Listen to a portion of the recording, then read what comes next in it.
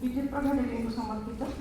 किए कहता अंतर तले कि दुस्सह वेदना छुटे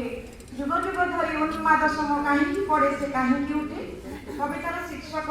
संलाप सप्तपदी। छलन विहीन हेउ अश्रु अनुताप नथाऊ वंचना समर्पण हेउ आत्मविलोपन प्रेम हेउ शर्तहीन।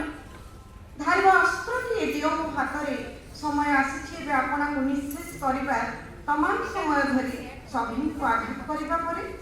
पर्व ये महासमाप्तिर महोत्सव महानिर्वाणर रास्ता सब सरीजा पर रास्ता कौन सरी जाए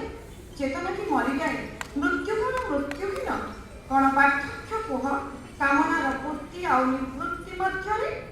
केउथिरु मिले शांति प्रेमर स्वीकृति ना आत्मविलुप्ति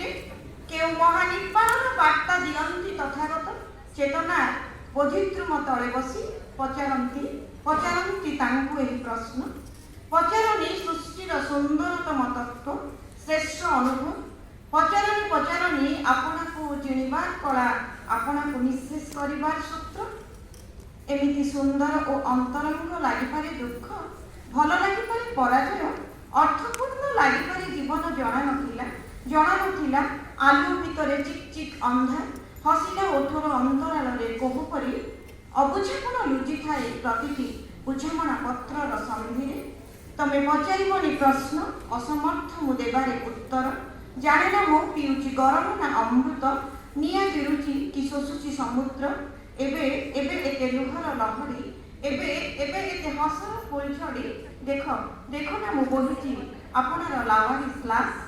शेष पंक्ति शिखई दियो मते आपना को परिहास करिबार कला काटी दियो सिर जे उन्मत्त निज प्रशंसारे मोठ ऊपर को नहीं जाओ मते आपना को परखी निरीखिबार शक्ति दियो विज्ञापित कर मोर सकल जीर्णता उन्मुक्त कर मोर निबारियापण दीनता संकीर्णता अजस्र आघातरे तोलिधर मते आपनार मृत्यु को भी सामना करे एमिति उदारपण दियो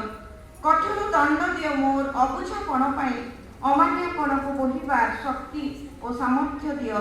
भीषण भावरे आघात कर मते प्रहार कर